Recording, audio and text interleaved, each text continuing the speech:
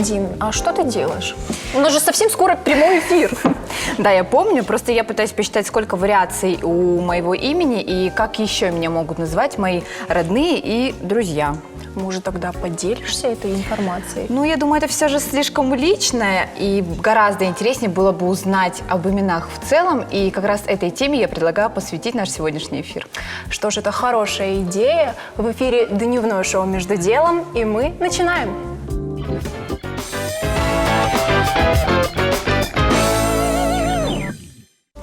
Антропонимика – это раздел ономастики, изучающий имена собственные людей. Ученые различают несколько групп антропонимов. Это имена, фамилии, отчества, прозвища, криптонимы – это скрытые имена и даже никнеймы. Ну а что из себя представляют осетинские имена и какова их этимология, мы поговорим с Эльмирой Гутиевой, научным сотрудником отдела осетинского языкознания СОЭКСИ и исполняющим обязанности декана факультета осетинской филологии СОГУЛ. Здравствуйте, Эльмира. Наша Спасибо гостья уже. большое, Здравствуйте. что пришли к нам. Ой, ну сейчас, конечно, надеюсь, вы поделитесь с нами очень важной и интересной информацией, которой мы пока не владеем, но в скором времени будем. Вы так серьезно начали, что я теперь не знаю, нужна ли вам еще моя информация. 100% Вы сами нужна. хорошо подготовились. Я Без чувствую, вас мы точно не разберемся. Я чувствую хорошую подготовку с вашей стороны. Какое значение все же имело в осетинской традиционной культуре имя человека? Ну, вот вы знаете, это на самом деле сложный вопрос. И вообще вот этот вопрос о том, что такое имя в разных культурах, это, ну, надеюсь, что будет большой длинный разговор на эту тему. Я вот студентам очень люблю такой пример приводить. Вот есть такой, ну, вам, может, неизвестен, уже 10 годами раньше был такой популярный футболист Кристиан Карамбё. Он канак, вот из Тихоокеанского региона. И у них вообще не было имен. В их культуре нет имен вообще. И имена им понадобились только когда вот французское правительство там согласно своим этим всяким процедурам стали регистрировать жителей. Вот, казалось бы, как это без имени, да, люди, это же невозможно. А как же тогда обращаться к человеку? Вот, значит, в этой культуре есть какие-то заместительные ритуалы и так далее. И вот, между прочим, как обращаться? А вот это вы смотрите с позиции сегодняшнего дня. Вот у вас есть имя прекрасное, Инна, прекрасный топонимный вариант Мадина. Раз вы так хорошо разбираетесь в ономастике, вы знаете, что оно от антропонима, от топонима и так далее. Но понимаете, вот, а вот если бы мы сейчас могли эти вопросы задать нашим прапрабабушкам, например, как часто их имена произносились, кто к ним обращался по имени, и тогда получится, что в большинстве ситуаций все-таки имя, особенно женское, было вообще табуировано, непроизносимое, и, может быть, вот как таковой особой роли оно и не играло вот в условиях вот этого патриархального общества. Да, ну, чёнс, ушай, там что-то, вот такие какие-то обращения. Так что есть какие-то варианты заменить имя чем-то, апеллятивами другими. Ну, а вообще, конечно, мужское имя – это другая тема. Вот если мы уже в такую плоскость перейдем более глобальную, то мужское имя – это, конечно, это имя отца, имя собственное человека. Это вот носитель очень много информации. И, кстати, вот, может быть, даже вот это имя, даже вот если вы про осетинские имена меня спрашиваете, вот если мы даже посмотрим вот, на артовские, как там герои представляются, ведь очень часто там вначале идет имя отца, а он беджес for тот раз. В смысле, вот имя отца, оно не менее значимо, чем и само имя. И вот свое славное имя надо передать дальше, чтобы, в свою очередь, твой сын также мог сказать тот раз, там, кто там следующий будет и так далее. Так что это вот, конечно, безусловно, огромная культурная ценность, огромный носитель такой важной информации. Ну, даже сейчас, наверное, стоит отметить, что когда спрашивают твою фамилию, еще спрашивают обязательно, чей ты сын или чья ты дочь, кто твой отец. Да, и предполагается, что человек с гордостью должен преподнести и произнести этот важный элемент нашей культуры, гордиться и своей фамилией, то есть всеми, кто был до тебя, имем своего непосредственного предшественника, отца. И, конечно, вот очень важно, чтобы твое имя тоже было в этом же славном ряду. Так что это очень важный культурный момент. По крайней мере, у канаков, видимо, этого нет. Да, упустили что-то. Эльмира, скажите, пожалуйста, осетинские имена, они делятся на какие-то группы, может быть, или различия между ними есть определенные? Ну, конечно, есть. И, может быть, не будем так сильно углубляться в это. Понимаете, как вот, когда мы говорим осетинские имена, русские имена, что мы подразумеваем под этим? Есть имена интернациональные, которые есть во многих культурах. Вот, ну, Мадина, это что, осетинское имя? Нет, конечно, оно пришло с исламом, да. Ну, есть более осетинизированная форма Мадинат, предположим, да. И что тогда Мадина не осетинское имя, а Мадинат осетинское? Ну, это вот очень вопрос такой вот тонкий, может быть, не стоит его так сильно обсуждать. Но вообще, конечно, в основном происходит, что есть такой общекультурный фонд огромный имен, которые заимствуются и переходят из культуры в культуру, и которые в каждой лингвокультуре какой-то такой облик обретают. Ну, например, Иоанн, Иван, Джон, Иоанни. Это же все одни и те же имена, и от этого, что они разного происхождения. Вот что тут считается осетинским именем? Ну, конечно, есть пул и, собственно, осетинских имен, и тоже, о них тоже можно говорить. Эльмира, расскажите, а в старину насколько рано давали имена детям? Сразу после рождения или должно было пройти какое-то время? Ну, в старину, я надеюсь, вы понимаете, что я сама не совсем помню, как это было. Мы совсем не имеем это в виду. Да, ну, я рада находиться в такой прекрасной компании молодых девочек. Ну, конечно, я постарше. Но что мы считаем стариной? Если мы вот прям совсем про очень такую вот обозримое историческое... предков, да, допустим. Ну, и опять же, если про Кадаги, например, мы будем говорить, ну, вот смотрите, вот есть мой любимый Кадак, он называется Урожмаджи Ананом Лапу. В смысле, вот ребенок достиг какого-то возраста и так далее, у него все еще не было имени. Вот считалось, что это вот обряд инициации, да, вот, должно было что-то свершиться в человеческой жизни, надо было заслужить присвоение имени. Ну и опять же, вот отсутствие имени могло быть символом там, безгрешности существования. Человек не только не успел ничего хорошего сделать, но и плохое не успел сделать. Вот, там вот в разных иранских культурах тоже такое есть. Девушки, у которых даже не было имени. Вот настолько они были чисты и юны, что у них даже не было имени. В смысле, опять вопрос, почему у них его не было. Значит, на самом деле тут разные традиции. Но вообще, конечно, мужчина, скорее всего, уважаемый, заслуженный, должен был дать имя вскоре после этого. Опять же, в этом же нартовском эпосе, если вы помните, самый такой яркий момент, это когда у Архага рождаются Ахшар и Ахшартаг, и устраивается пир, и во время этого пира они нарекаются и так далее. Ну и в нарекатели, конечно, нужно было пригласить кого-то очень такого достойного, может, даже небожителя, может быть, уважаемого. Нарекателями всегда должны были быть мужчины. Ну вот в нартовском эпосе всегда мужчины, кроме одного случая с Шатаной. Вот Шатана тоже дает имя один раз. А так вообще, да, видимо, мужчины все-таки. Хотя в современной жизни, наверное, если вы так вспомните свои семейные истории, вы увидите, что женщины тоже уже вмешались. Принимают участие. Да. Равноправие коснулось и этого процесса, так что бывает это. Мы знаем, что круг ваших научных интересов, если так можно сказать, затрагивает нартовский эпос. Мы уже поговорили о нем немного. Тогда, может быть, мы подробнее коснемся именно нартских имен. Что они символизируют? Ой, опять очень глубокий вопрос. Спасибо большое, Инна. Ну, нартовские имена очень интересные. Я вот у нас в институте, в Северо-Осетинском институте гуманитарных и социальных исследований готовится нартовская энциклопедия под руководством Людвига Алексеевича Чибирова, нашего замечательного патриарха и выдающегося ученого. И вот для этой энциклопедии я готовила раздел именно антропонимы. И я очень с большим интересом и с большим, вот, как сказать, удовольствием, надеюсь, пользой для себя вот эту тему исследовала. Это очень интересно. Там имена, собственно, нартов, самих нартов. Потом есть ксенонимы, то есть, ну, ксенофобия – это не любовь чужих, да, вот ксенонимы – это имена чужих. Значит, есть нартовские имена, есть не нартовские имена. Это совершенно два разных пула имен. Есть большая группа, вот, то, как герой называется, по каким признакам, по топонимам, по этнонимам, женские имена, не такая большая категория, но тоже интересно проследить. Они в основном называются по именам отцов, там, ну, в крайнем случае, по имени жены. Ну, вообще, конечно, очень интересно. И вот вы знаете, в чем еще интерес этого всего, что вот эти имена, ну там и смешанные теонимы, имена богов, имена собственно, людей, вот, конечно, их надо интерпретировать с привлечением разных языков, потому что имена очень, вот вы меня спросили про остинские имена, а это не закрытая система. Вот мы всегда думаем, вот, наша культура, не проникают. Нет, мы очень проницаемы. Вот эта система имен, она очень проницаемая система, и это всегда так было.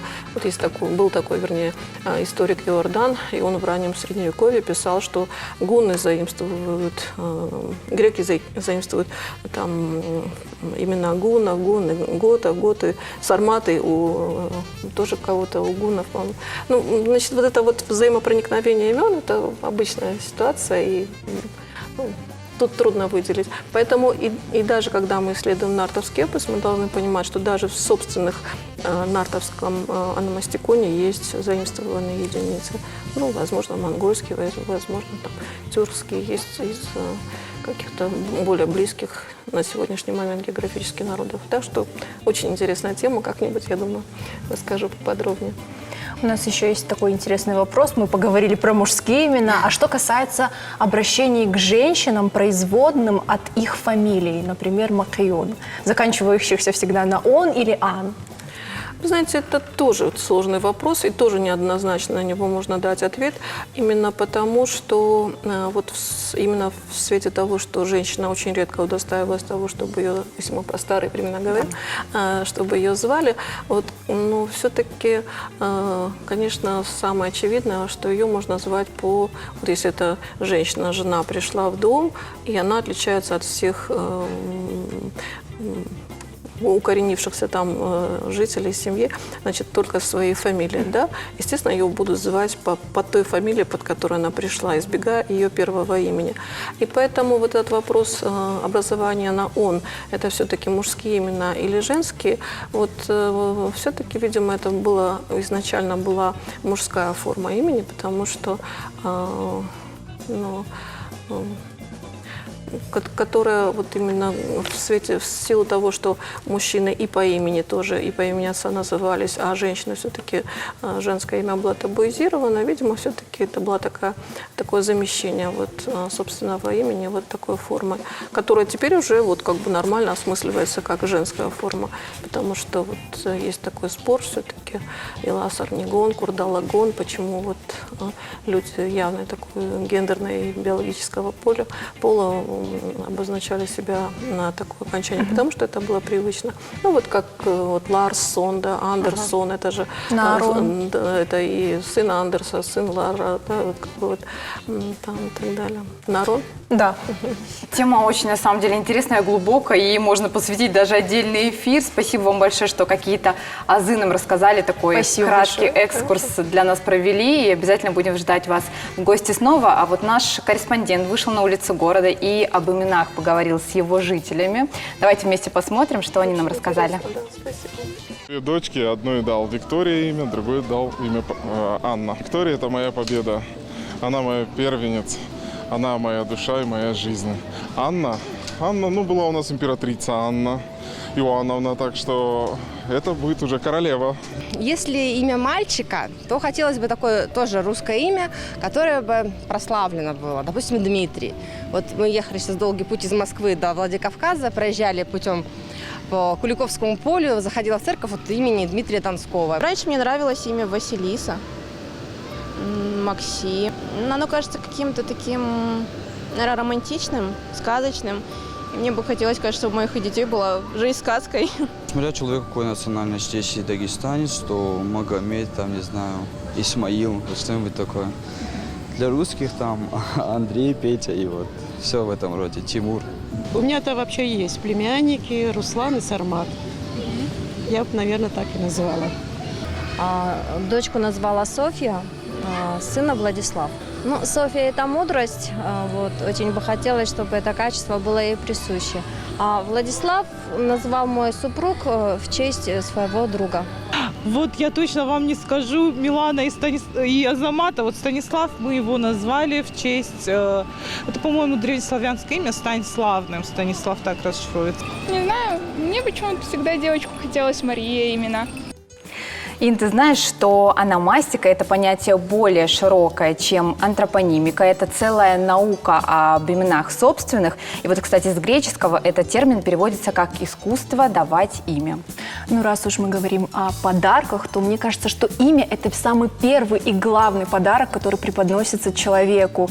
И дается он чаще всего именно родителям. Вот тут, кстати, хочу добавить, что в традициях и в культуре разных стран и народов принято выбирать определенного человека, дающего имя. И такая традиция была распространена испокон веков и у осетин.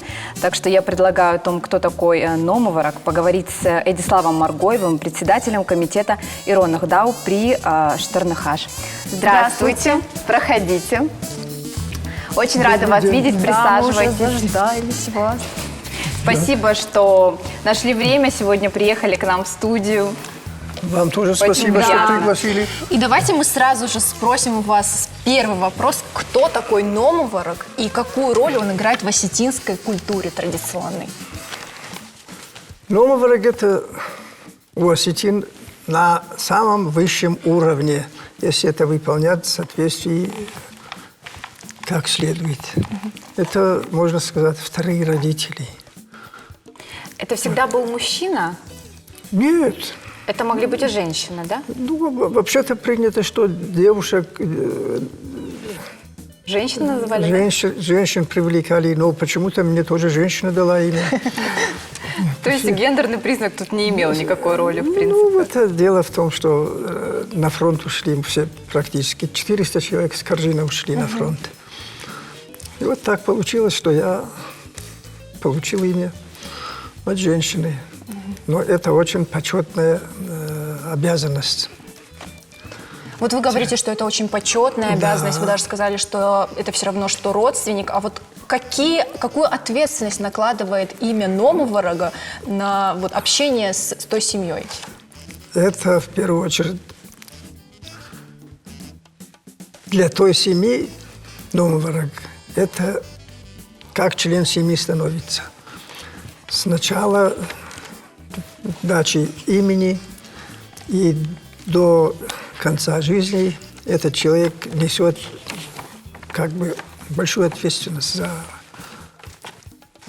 свой принятый вариант Номоворог. Вот, вплоть даже вот, когда молодой человек уже подрастает, пришло время, значит, свадьбы, к нему обращаются, к Номоворогу. Будьте улхасагам. Это вот так, они уже как свои. Много случаев таких. И вот они направляют жизнь молодежи вместе с родителями, конечно. А расскажите, кто чаще всего мог выступать в роли Номоворога? Это родственники, друзья или, может быть, соседи? В смысле, какой человек, да, мог дать имя независимо. ребенку в семье? Независимо, это каждый мог... Ну, на это дело смотрели очень серьезно. Просто не всякому разрешалось, если он неправильный человек, неправильного поведения, то такому человеку трудно доверять. Но внести свое предложение любому разрешалось. И эти списки представлялись матери ребенка, ну и свекрови. Женщины чувствительные к именам. В свое время большинство имен представлялись с царского эпоса. А потом, когда вероведение перепуталось, кто-то стал мусульманином, кто-то стал христианином. Независимо. В любом случае, каждому человеку надо давать имя. Но почему-то под этим начали давать другие имена. То были, я же говорю, с нарского эпоса. А сейчас такие имена, что даже на... Ну, здесь время меняется, уже приходят какие-то имена иногда, новые, может быть, из других культур. Вот я, например, эту передачу хотел бы слышать на осетинском языке. Почему? Я не националист, но говорить о собственной культуре и на другом языке, не знаю, кому как. Ну, мы должны понимать, что у нас все-таки не все, к сожалению, владеют языком, вот мы должны работать на это и разные хочу аудитории. принести вот телезрителям. Я знаю, что посыпаться могут много-много вопросов.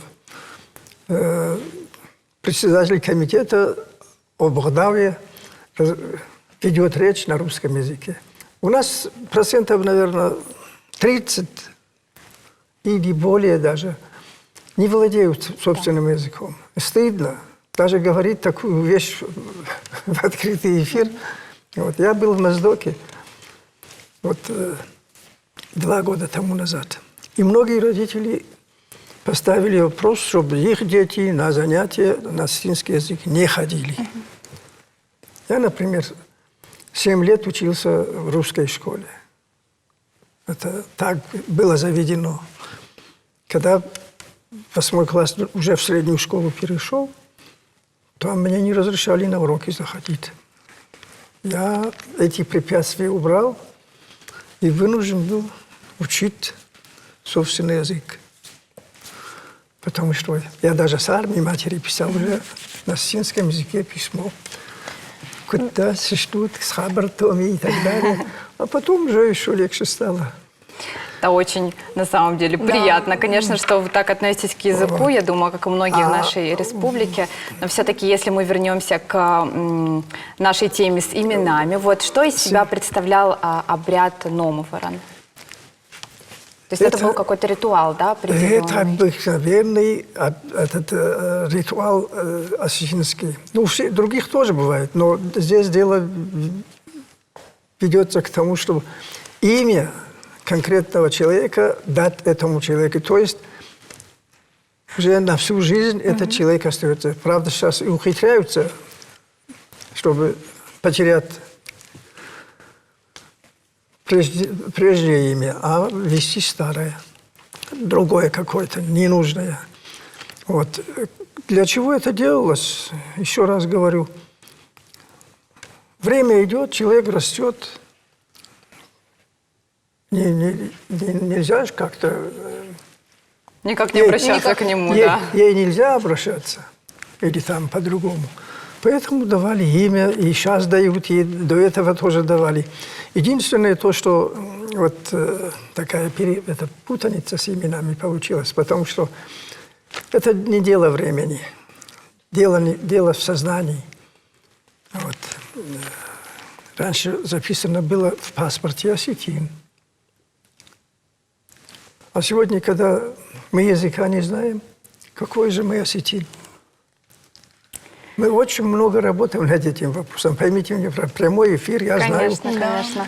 Но еще раз говорю, я частенько к вам дозваниваюсь, когда именно обычаи выдаются. Но в то же время я оправдываю и вас, и себя, и нахаш, чтобы люди не возмущались. В наиболее широком смысле русский язык для нас тоже общий язык, как и осетинский. Поэтому ничего страшного нет. Вот. Без имени человек не человек. Поэтому даже эти списки, когда представляются, дальше продолжим разговор, наверное, да? Отдаются матери ребенка и, бабушке, так будем называть. И на какое имя они укажут, вот это должны утвердить старшие, сидящие за столом. И с этого дня, с этого момента выносят 3 пирога и возносят Всевышнему, что, допустим, Аслан, Алан или как. С сегодняшнего дня ты влился под этим именем, с этим именем, и дай Бог тебе здоровья, дай Бог тебе процветания и так далее, и так далее. Все перед Всевышним. То есть, на самом деле, такой действительно ритуал, обряд. И спасибо большое, что вы посвятили нас в тонкость этого процесса, рассказали нам много интересного. Обязательно приходите в гости. Еще, к сожалению, прямой эфир, приходится прощаться. Спасибо вам что большое. делать, если... Спасибо вам большое. Ну, а мы уходим на короткую рекламу, не переключайтесь.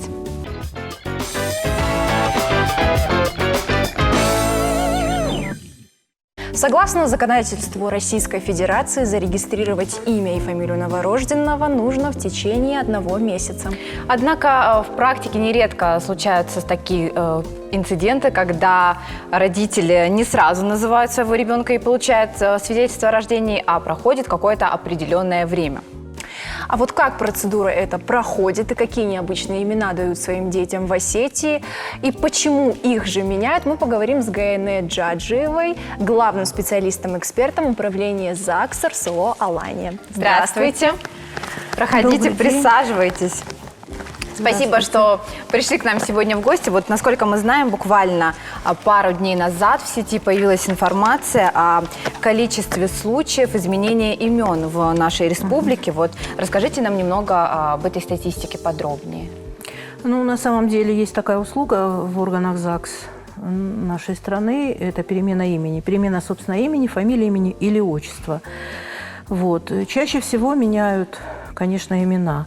Таких случаев бывает в месяц у нас где-то от 30 до 50. Раз на раз не приходится, но прецеденты есть. Имена меняют в основном потому, что что-то не нравится человеку. Вот человеку кажется, что его имя неблагозвучно. Либо при рождении была зарегистрирована неполная форма имени, например, Лана, Мила. Вот. И тогда, когда уже человек становится взрослым, он решает привести в соответствие с документами имя свое. Например, дома ее зовут Мила или Ланка, а в паспорте у нее написано Светлана или Людмила. И человек хочет, чтобы в документах у него было написано точно так же, как он привык, как его называют всю жизнь. Либо, например, молодежь наша сейчас очень часто уезжает на работу в другие регионы. В основном это регионы России, Центральной России. И свои имена национальные, присвоенные им при рождении, они пытаются ассимилировать под имена, которые более часто употребляемые в этих регионах. И иногда это бывают имена близкие по созвучию, иногда они бывают совершенно другие. Например, Суслан может стать Александром, или Ахсарбек может стать там, Николаем. Ну, то есть это то, что они как бы считают, что им так проще будет ассимилироваться, да, в той местности, куда они переехали. Вот. Бывают, конечно, еще другие случаи, когда, например, имя при рождении было записано посредством фонетической транскрипции, то есть осетинское имя, исконно осетинское имя было передано средствами русского языка. То есть, например, Аштемыр, например, да, он хочет как-то, чтобы оно звучало, может быть, более современно. И вот у нас была недавно перемена, и человек изменил себе это имя на Астемир. Или Ахшар на Ахсар, Бек Шолтан на Бек Солтан. То есть вот такие вот случаи бывают. Тут сказать о том, в каком возрасте люди это делают, сложно, потому что затрагивает абсолютно все возрастные категории. Вот. И среднего возраста люди, и молодые люди. Вот процедура сама по себе, в принципе, несложная. Может быть, она несколько длительная, потому что вот эту всю процедуру работник ЗАГСа должен совершить в течение месяца. Но это связано бывает с тем, что человек родился, например, не в Осетии. Сейчас, в данный момент, он проживает в Осетии.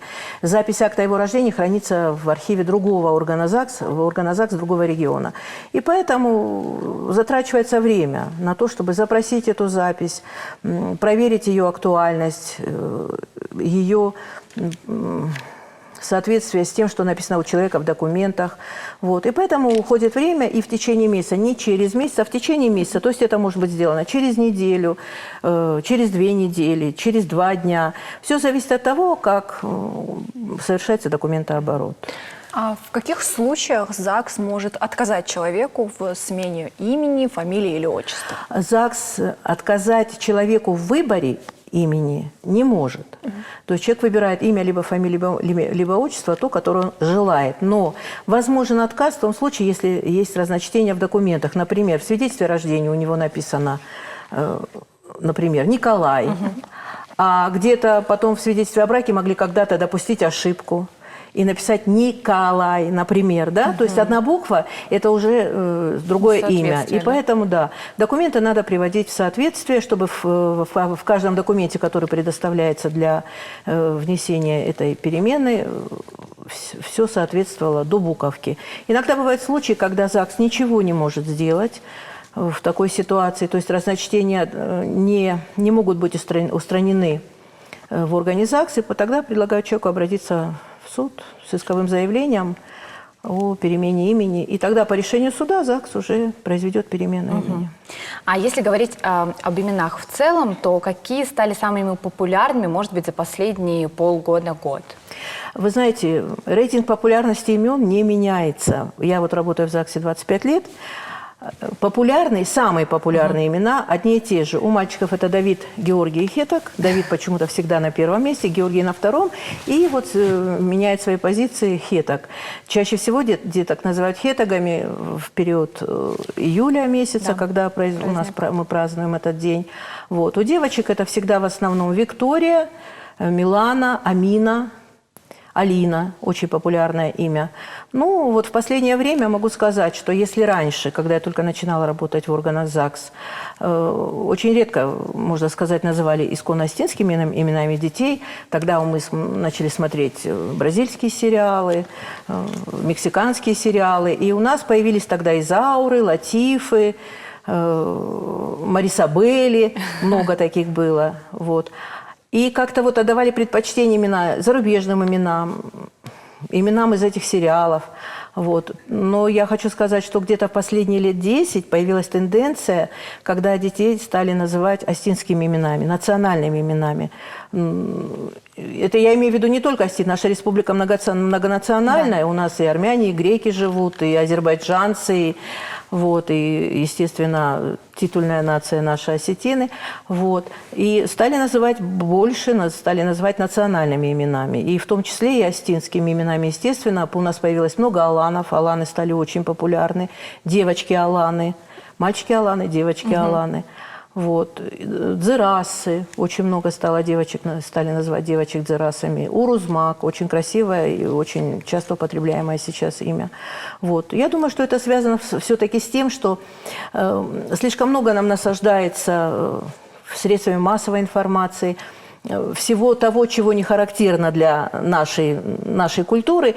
И, наверное, на уровне подсознания мы стремимся к тому, чтобы хотя бы вот присвоением имени ребенку мы как-то были больше связаны с той нацией, которой мы принадлежим. Мне кажется, это вот на уровне подсознания происходит. А если поговорить все же о необычных каких-то именах, вот самое, допустим, может быть, экзотическое имя, которое на вашей памяти давали ребенку? Ну, я тут взяла с собой такой небольшой списочек имен, экзотические имена.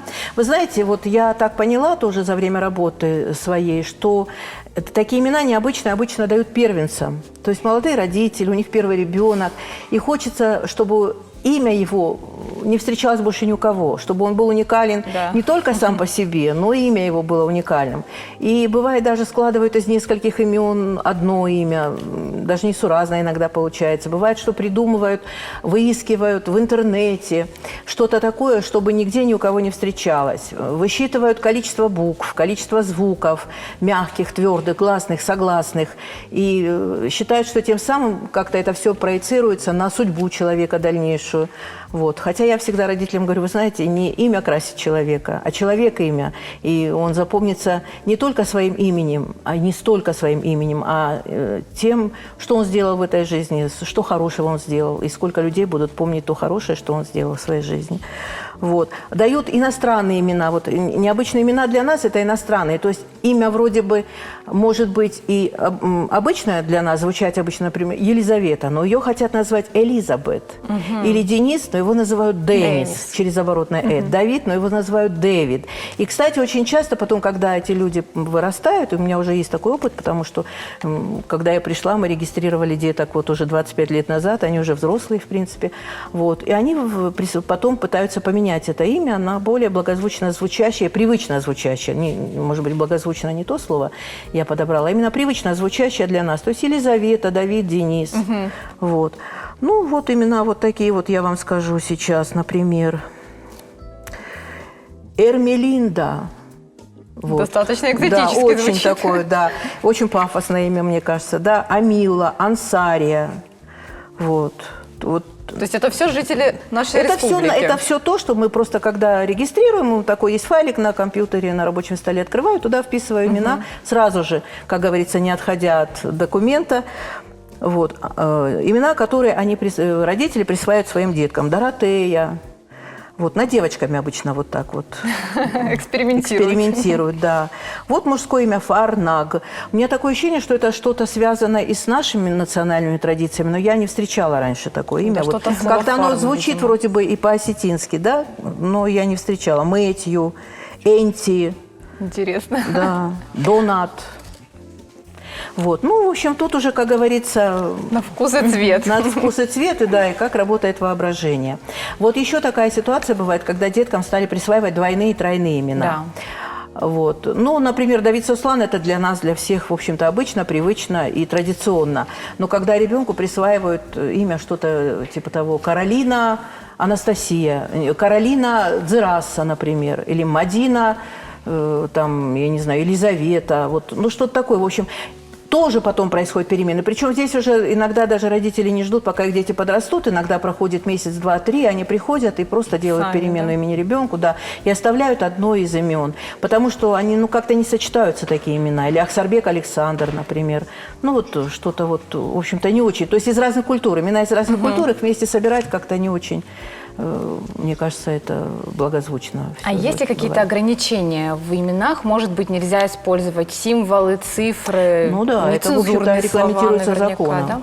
Символы, цифры использовать в написании имени нельзя, только буквы. И если это имя двойное или тройное, то между частями этого имени ставятся дефисы. И все. Других ограничений нет. Но что касается нецензурной лексики, она не разрешена не только в написании имени, а вообще в нашем быту. Вот, поэтому вот таких случаев, в принципе, не бывает. А цифры и символы никакие не допускаются, кроме дефиса между разными частями имени. Ну что ж, спасибо большое. Было очень интересно было. Я очень рада. Обращайтесь. Да, а пока присаживайтесь, пока не вставайте. У нас будет интересный опрос. Да. Давайте все вместе мы его посмотрим. Вам спасибо большое за беседу. Дарина.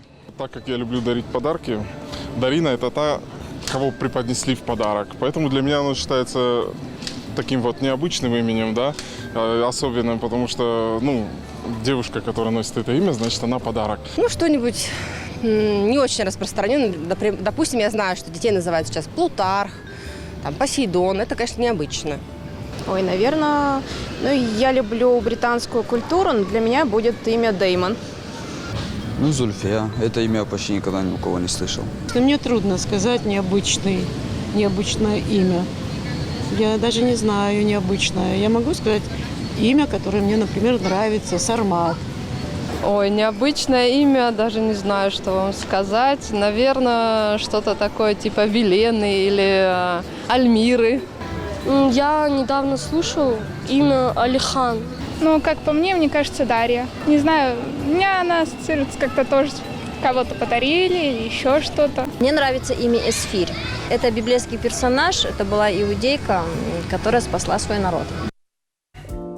Каждый родитель мечтает выделить своего ребенка, дав ему какое-то необычное имя. Если одни предпочитают классические имена, то другие используют редкие. Сложно не согласиться с тем, что такие имена делают их обладателей яркими и запоминающимися. Именно такой герой сегодня у нас в студии, и это Аладдин Зодсоев. Здравствуйте, проходите. Проходите к нам. Очень рада вас видеть в нашей студии. Ну, для начала расскажите, как вам живется с таким необычным, экзотическим именем в республике, где Аланы, Сосланы, Ахшары. Вы знаете, мое имя всегда вызывает только положительные эмоции, потому что где бы я ни представился, собеседник всегда улыбается. Даже 10 минут назад у вас в студии я познакомился с человеком, и, в общем, он также выразил только положительные эмоции. Ну, на самом деле, да, это все заставляет улыбаться и сразу вносит какой-то позитив. Как Меня будто. иногда даже спрашивали, не хотел бы ты поменять имя, или не было ли когда-нибудь, что вот тебе помешало, и ты собирался поменять. Ну, не знаю, я живя в Осетии, по крайней мере, никогда не столкнулся с проблемой, которая основана на имени, поэтому и желания не было, и тем более. Я часто говорю, что зато меня никто не забывает. Это точно. А скажите, вот какое значение имеет ваше имя? То есть мы искали, пытались найти в разных культурах. Что вот именно оно обозначает? Да, потому что везде либо 2 L, либо 2 D, но вот именно... Да, вот, разное написание. да, да, но именно Аладдин, такого в общем, не встретили мы. Исконно, исторически, как бы это имя происходит с арабского, и вот как у нас в остинском языке слово «дин» заимствованное из арабского, так и в моем имени «дин» означает религию, а первая часть имени – это Аллах. То есть это получается, что изначально религия Аллаха, но как бы мне дали имя не из соображений религии или каких-то приверженностей к какой-то религии, а скорее потому, что оно красивое. Так, вот все-таки как и кто выбирал вам имя, да, и очень на интересно. что ориентировались ваши родные, расскажите. Ну, это целая история. В общем, ситуация была такой, что вплоть до моего рождения не озвучивалось имя. То есть мне дали имя не мои родители, а тетя, старшая сестра моего отца. Будучи в роддоме, мама, когда узнала, какое имя хочет дать моя тетя, она не могла пойти наперекор за своей заловки. Да. Но долго ждала. В общем, в роддоме к ней подходили, чтобы уже, наконец, ребенку записать имя. Она все ждала, что кто-то принесет, скажет новое имя, и она сможет другое записать. Но так не вышло. И в итоге, спустя несколько дней, когда уже ее приперли, то она, извините за выражение, она, в общем, записала это имя. Более того, там были целые споры дома. Другая моя тетя категорически была против. Она хотела в честь моего деда назвать. И сейчас бы вы тогда меня не позвали, будучи я Сережей. А все-таки чем вдохновилась тетя? Вы рассказывали за кадром, что дома была какая-то маленькая жеребьевка, да, вытаскивали имена, и 2 раза выпало имя Аладдин. Вот расскажите об этом тоже. В общем, право назвать ребенка тетя забрала себе. У меня есть двоюродные братья и сестры, которые намного старше меня, и они всей семьей обсуждали, кому какое имя нравится. В итоге они их записали на клочки бумаги и перемешали, и 2 раза подряд выпал Аладдин. Это было желание именно самой тети, поэтому она настояла, и в дальнейшем даже были споры уже дома, когда меня забрали из роддома, что, может, поменяем имя и дадим более привычное. Но здесь уже моя бабушка настояла, что раз ребенку дали имя, то менять не будем, это судьба. А вот если не секрет, как вас называют, может, родители, близкие, друзья? Или как вас в детстве называли? Дело в том, что у меня никогда не было ни клички, ничего-либо подобного, потому что само имя настолько уникально, и что не приходится как-то его, даже сокращение особо никогда. Ну, бывало, друзья, просто сокращенно Ал, но, соответственно, так можно сократить даже Алан. Ну да. А вот существует такая теория, что каждому имени присущи какие-то черты характера. Вот, может быть, вы читали, и вы знаете, какие черты характера присущи вашему имени, и согласны ли вы с тем, что вы являетесь обладателем таких черт характера? Признаюсь честно, я так не интересовался, я подобную литературу и статьи, в общем, с ними не знаком. А вы верите в то, что имя может вообще сыграть какую-то значимую роль в жизни человека, повлиять на его судьбу? Ну, наверное, да. Вот в моем случае у меня много раз бывали ситуации, когда какой-то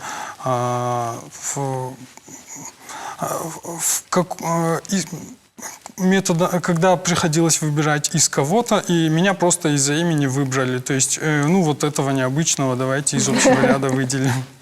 Ну, надеюсь, для хороших каких-то поводов. Ну, да, да. А вот какие имена вы бы выбрали для своих будущих потомков? Или, может быть, у вас уже есть дети? Вот тоже что-то необычное или более классические какие-то варианты? Ну, скорее, более классические варианты. Я просто вырос в семье, где родители Владимир, Людмила, брат и сестра Юра и Марина. И только я выбиваюсь из ряда. Я не говорю, что мне не нравится мое имя. Я еще раз подчеркиваю, я никогда даже на секунду не сомневался в нем. И все привыкают, но у всех разное время занимает это привыкание к моему имени. Ну что ж, спасибо вам большое. Такая интересная на самом деле история. Вам Спасибо, что нашли время, пришли, уделили его нам. Ну, а мы переключаемся на небольшую рекламу. Оставайтесь с нами.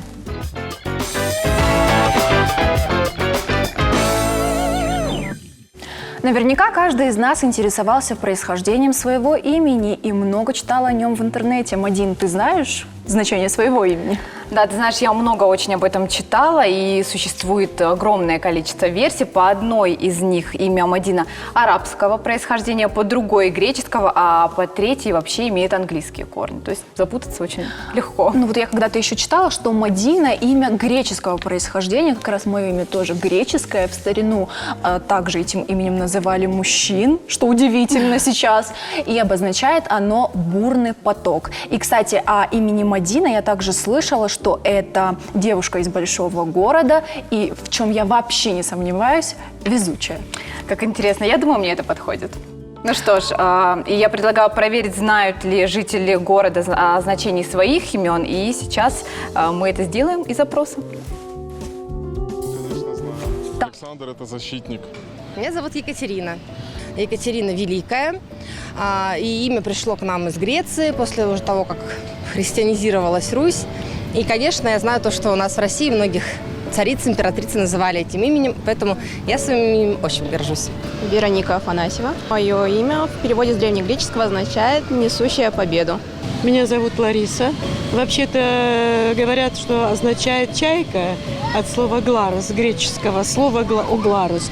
Но я думаю, что не от чайки, потому что «огларус» – это мужской род, а я Лариса. Марина меня зовут. А мое имя означает «морская». Бабушка вот этой милой девочки, ее зовут Дея. Греческое имя, и значит она божественная. Меня зовут Сармат. Мое имя, значит, это были раньше предки скифов, и их назвали сарматами. Меня зовут Стелла. Мое имя означает с латинского «стелла» – это звезда. У меня мама тоже Цала, тоже звезда, с грузинского означает это имя. Меня зовут Виктория. Значит, победа. Есть люди, которые оставляют свой след в истории с помощью великих дел и свершений. Есть те, кто пишет великие книги, а есть люди, чьи собственные имена становятся нарицательными. И как тут не вспомнить мир моды, в котором название практически любого бренда – это имя человека, имевшего непосредственное отношение к его основанию. Франция, страна, столица которой является одной из мировых столиц моды, подарила миру немало модных брендов одежды.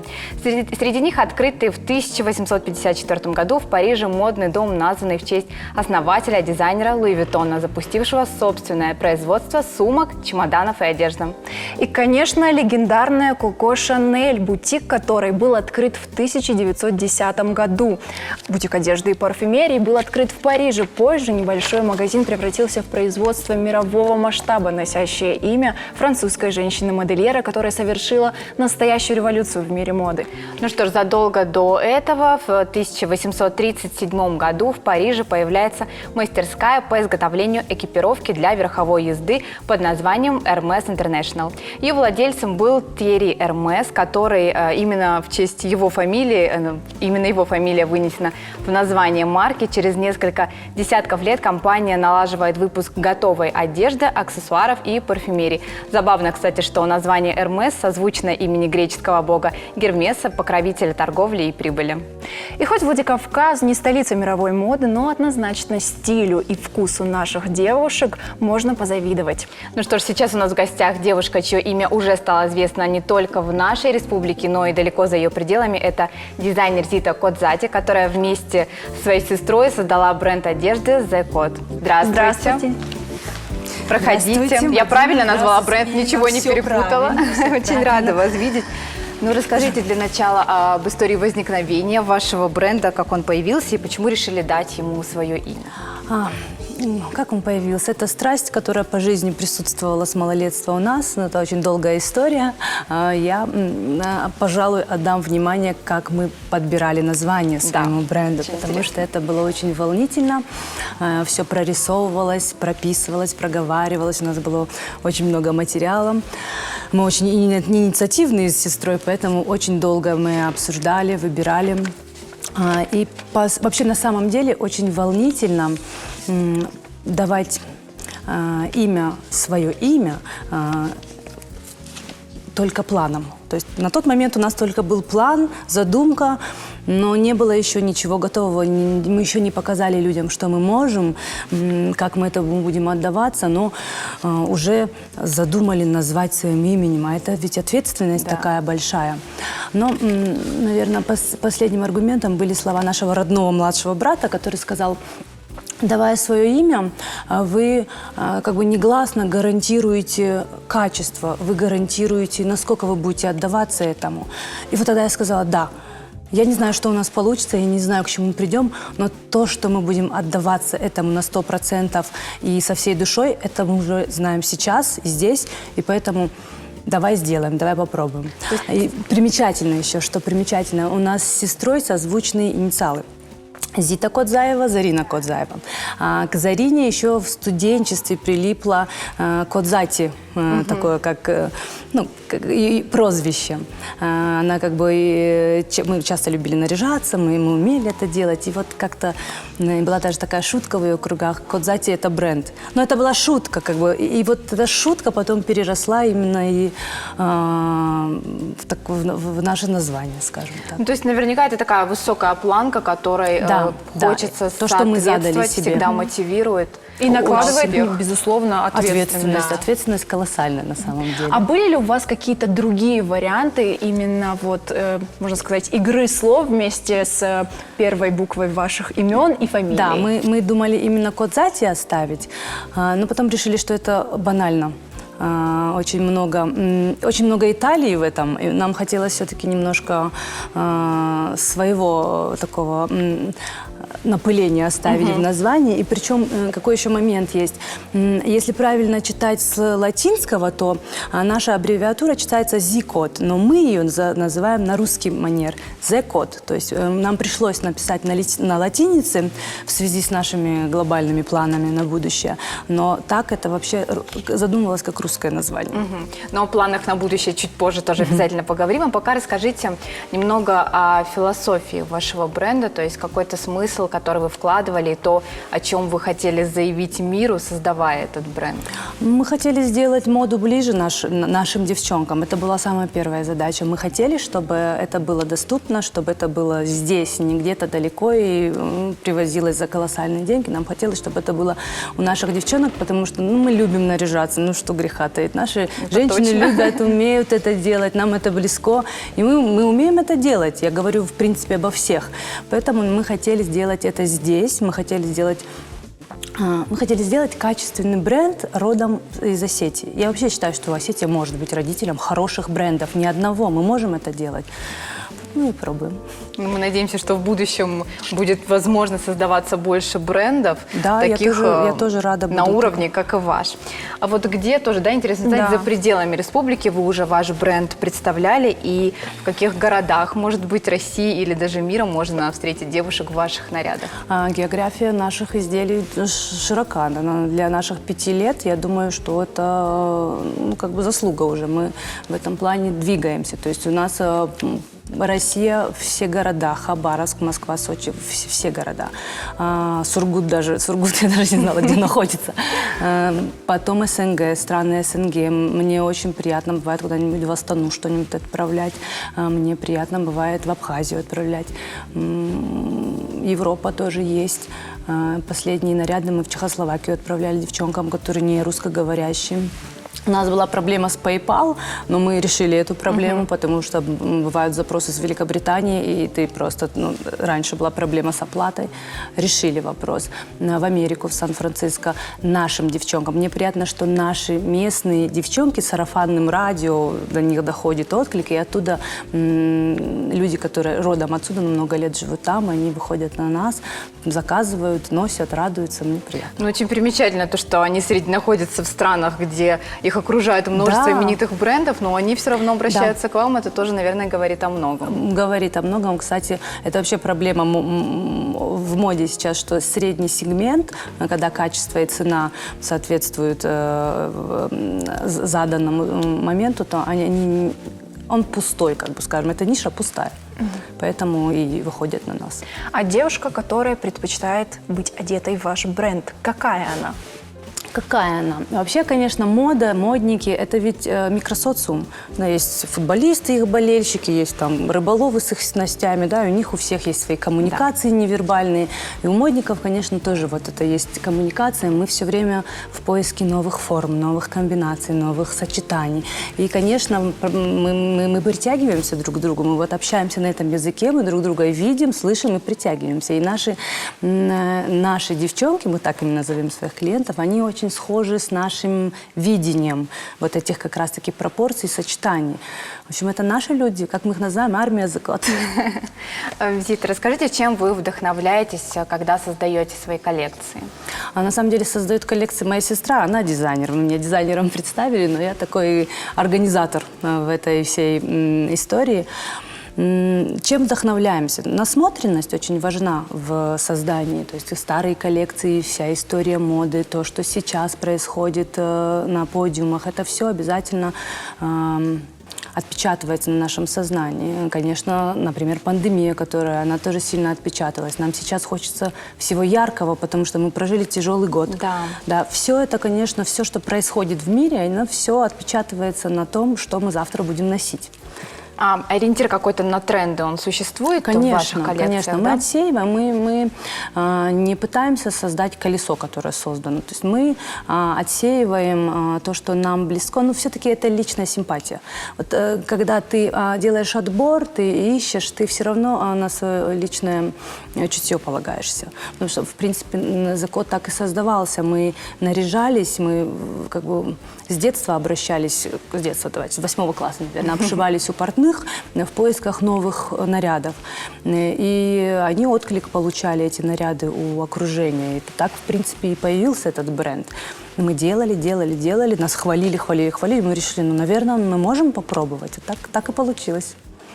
Ну что ж, давайте поговорим немного о ваших планах. Может быть, вы хотите открыть новый бутик в какой-то другой стране, городе нашей страны? Когда нам ждать выход на мировую арену модной индустрии? Все, конечно, не так легко, как кажется, но у нас планы далекие, амбициозные. Мы работаем всю пандемию, пока было затишье в мировой экономике, мы работали, мы выходили на другой уровень, и в скором времени, я надеюсь, будем ездить, буду вас приглашать на открытие наших бутиков. Большим удовольствием. Ну что ж, спасибо вам большое, мы вам желаем успехов, процветания, вдохновения, и, конечно же, продолжать нас радовать яркими красками, как вы это и делаете все время. Спасибо за приглашение.